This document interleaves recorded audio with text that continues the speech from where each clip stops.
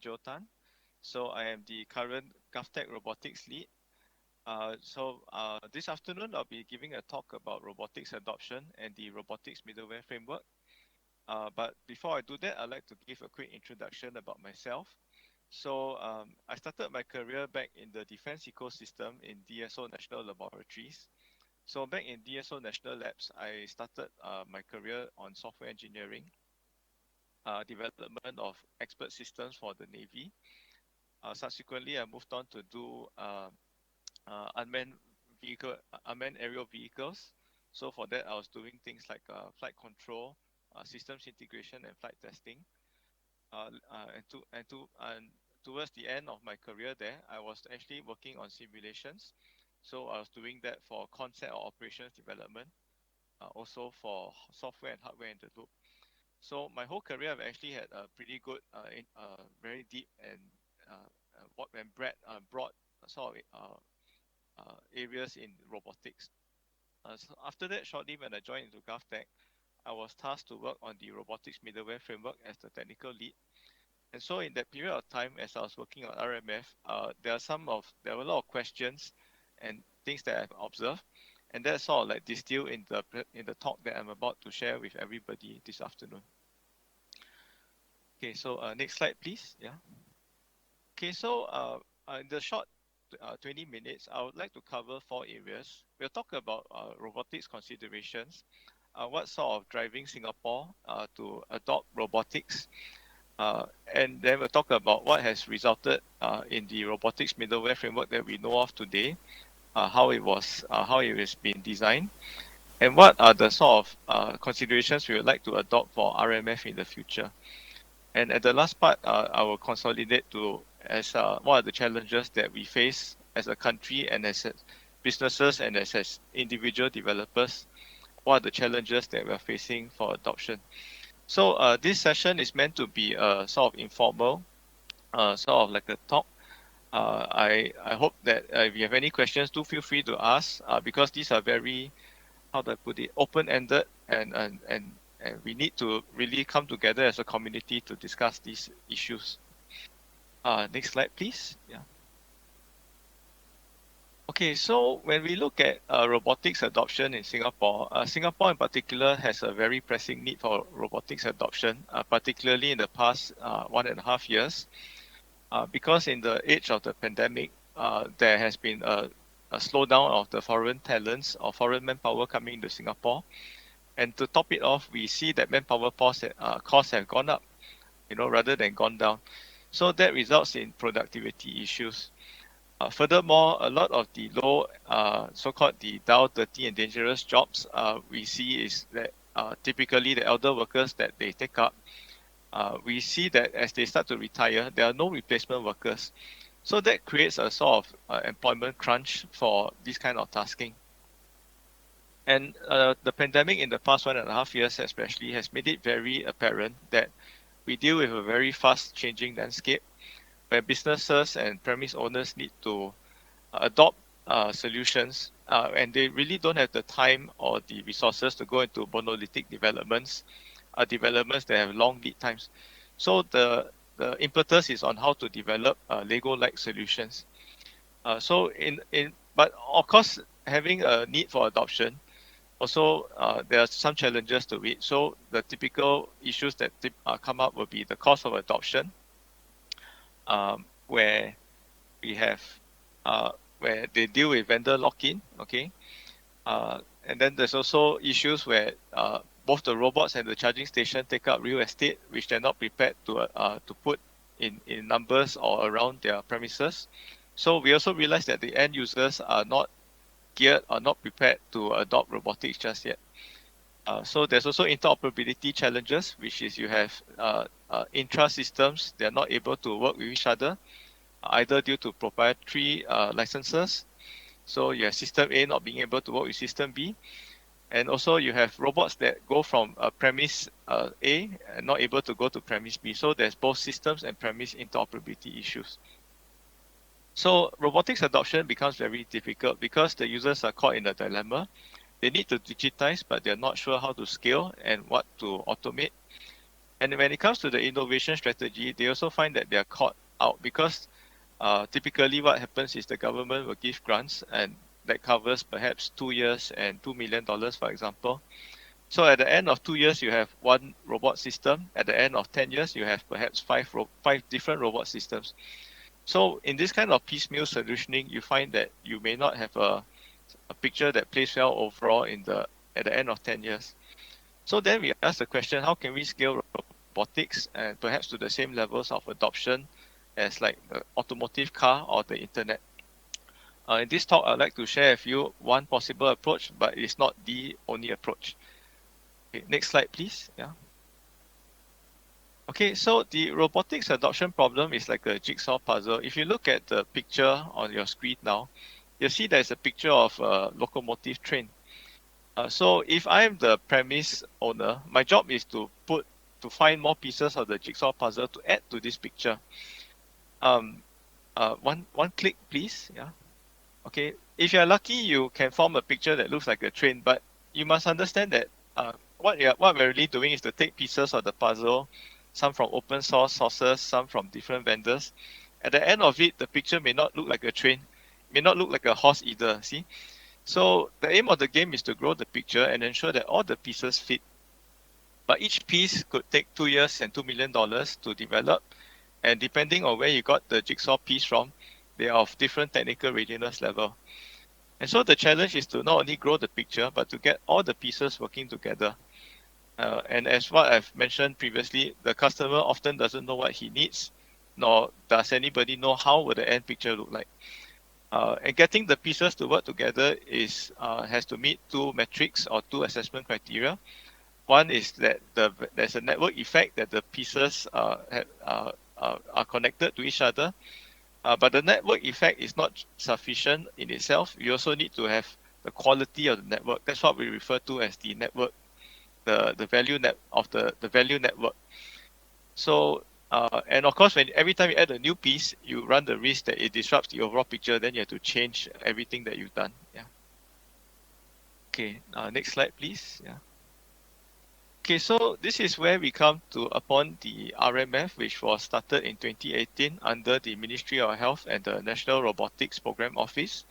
So this was perhaps the local Singapore ecosystem attempts to sort of bring together or so-called to finally try and get all the jigsaw pieces to work together. So what we see here for the current robotics middleware framework is what I refer to as an architected jigsaw. That is, each of the pieces we see here have a predefined size and so-called predefined shape, and all the interfaces are known. These are what we refer to as the generic interfaces, which has what made ROS tremendously successful in the past 15 years, which is that they were very clear on the standard message library and the tools like Gazebo and Arvis that we're all familiar and we love to use today. So this was so the general idea or the general template here is that you have a core system which relate to all the different extensions, which can be mobile robots, work cells will be your fixed place robots, infrastructure will be your lift and your doors, right? Enterprise systems will be your SAP system, your Microsoft Workday. User interfaces will be the dashboards. Yeah. Okay. Next slide, please. Yeah. Okay. But we find that architected jigsaws may not function very well when you start to change the application. As an example of this, what I mean is like for RMF, it works well for built environments. But if you start to look at, if you change the application proposition to say a construction environment, an unbuilt place, then we realize that the architected approach may start to break down. But it's okay. We still primarily deal with built environment today. So the challenge is how we can move from an architected jigsaw more towards mosaic systems. So mosaic systems are a concept which DARPA has come up with. The foremost proponent is this person by the name of Dr. Timothy Grayson. So Dr. Timothy Grayson actually came up with the idea for mosaic systems, where what he's basically saying is how can we design and deploy systems that for which the hardware and software are akin to the microservices. So it's actually borrowing very heavily from cloud concepts, cloud technology in that sense. Yeah. So in a mosaic approach, actually there's nothing really new as far as the development is concerned, but it's where the focus of the development goes to. And so what is actually new is that the speed and the speed of the development and the deployment is what is new, and that's what the true value of the mosaic concept allows for. So if you look at what DARPA has postulated, then a lot of it is heavily augmented by artificial intelligence for the synthesis of command and control systems, and also for the ability to rearrange the pieces for distributed operations.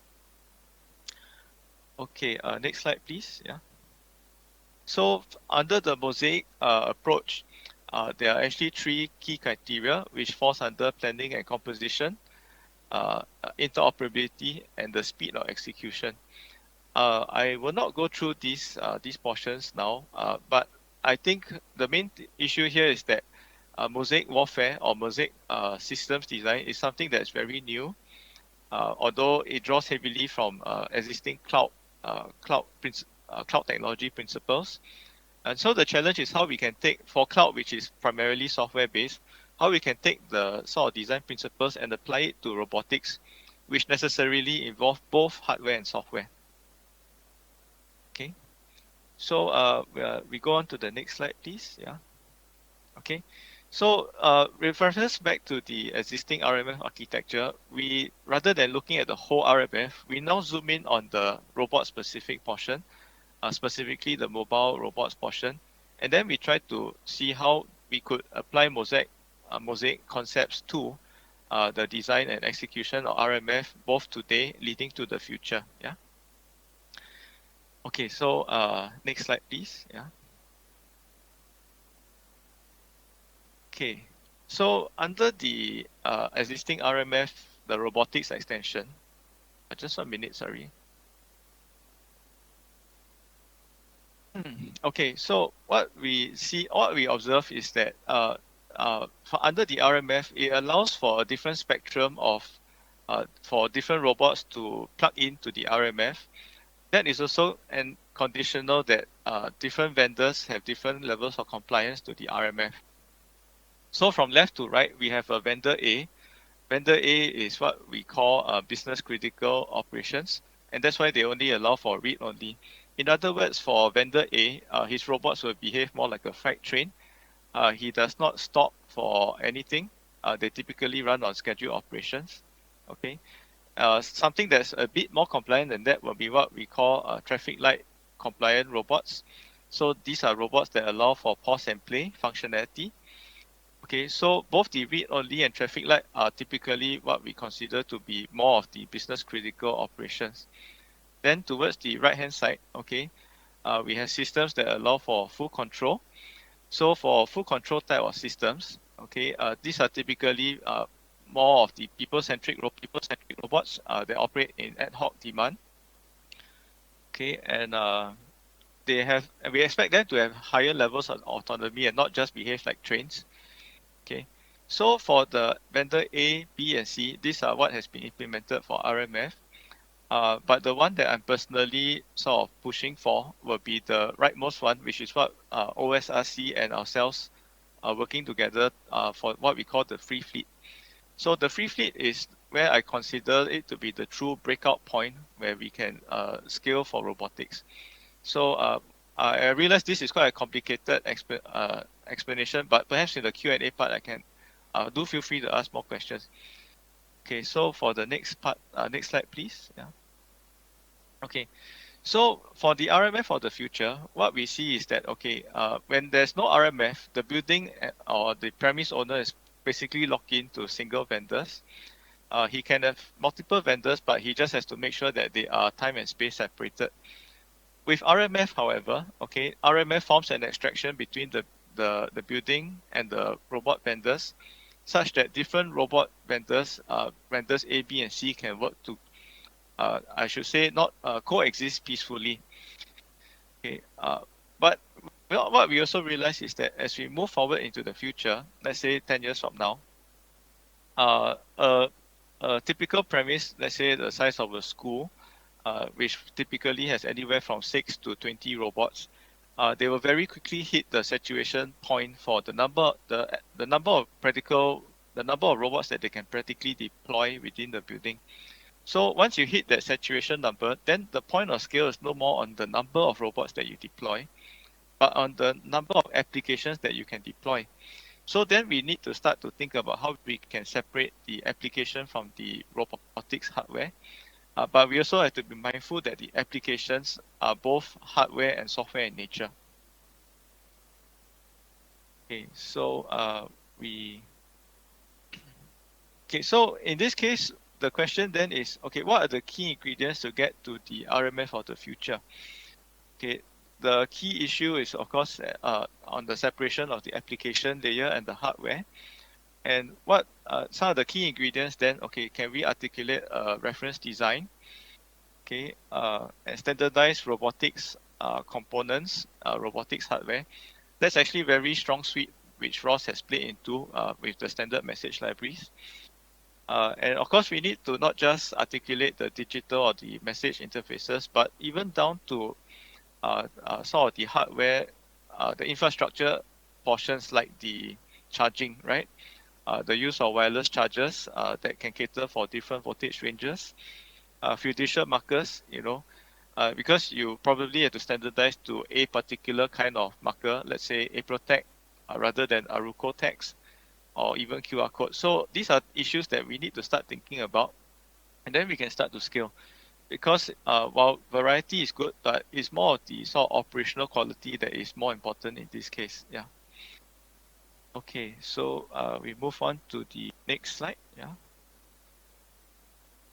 Okay, so to give a better analogy of what I'm trying to refer to, imagine today you as a premise owner, you're trying to build an air force. But of course, when you have 4 different brands of robot coming in, represented by the different flags, they not only will not work together, they will not exist peacefully together, right? One click, please. Yeah. So RMF is kind of like removing those flags.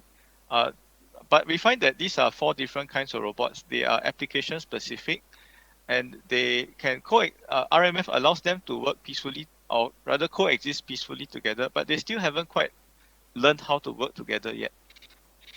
One click, please. Yeah. Okay, so that's when we note that the U.S. Air Force has started to come up with things like the F-35. It's an effort for them to sort of reduce the stock keep unit, the number of different kinds of aircraft and associated inventories. So what they're actually really trying to do is to say, okay, how can we have a sort of numbers of robots in mass that they need rather than different types of robots, and then they focus more on the application application generation that doesn't have to touch on hardware, which is typically where the long lead times development times are. One click, please. Yeah. So this is how I see the transition to take place, that we move away from application specific robots to more robots that are perhaps more multi-role. We move away from, although our RMF today is an important first step for peaceful coexistence, but we need to go towards a proposition where the robots can actually work together harmoniously. Yeah. So that's not just 2 or more robots performing a task, let's say a coordinated manipulation task, but 2 or more fleets able to work together. So, for example, a surveillance fleet able to do tasking to a cleaning fleet of robots. So the key outcome here is that we have rapid software and mission payloads that allow for very rapid application rollouts. Next slide, please. Yeah. Okay, so again, is the speed of the deployment that's important, and the key enablers will be the generic interfaces and the reference design that allow for the standardized interfaces and hardware, and perhaps mission-specific payloads, and this will be hardware-centric. Then this will allow for us to proliferate via cloud and software applications. Next slide, please. Yeah. Okay, so to put the problem perhaps more clearly in perspective, we compare robotic systems that's deployed in buildings across to two other technological domains. We compare against the Internet of Things and also for what we're familiar with, cellular and smartphone architectures. So if we look at IoT and robotics is closer to IoT in the sense that the number of end users, developers, and the premise owners, the count is low, maybe one or of that order. Whereas for smartphone deployments, there are typically many civilian owners of smartphones. App developers also are in the thousands. And again, for smartphone technologies, they are not restricted to a building because it has been abstracted by the telecommunications company. But all of this actually just leads to the important thing, which is that the possible number of products that you can actually deploy. So for IoT, again, those are in the hundreds of thousands. Singapore recently had a floating solar farm. And this is where we actually had large numbers of 122,000 solar panels. For smartphones also is in the millions, but for robots we find that in a building we typically practical numbers about 6 to 20, something of that ballpark. Yeah. So these are the challenges to the scale that we observe. Um, and also for the other issue is that we also need to think about how we can allow for the separation of the application from the hardware. So for IoT, we also note that there's been some movement to separate that out towards the dashboard applications. Robotics, we also need to start to see how we can come up with a robotics marketplace. Next slide, please. Yeah. Okay, so these are the challenges that we face for adoption. We need what we see, or what I think we see is we need to encourage vendors to move towards horizontal applications rather than trying to pursue end-to-end. We also need to try and understand what are the delivery models, whether it's robot as a service or software as a service. And we really need to be focused on the cost and complexity. So a very simple question would be, how would we have create a robotics delivery service nationwide that is cheaper than a human, perhaps riding a personal mobility device? Abstraction, of course, remains important. And I think most of all, we need to identify how to commoditize robotics, yet preserve the service characteristics of existing robotic services like the cleaning and surveillance markets. Yeah.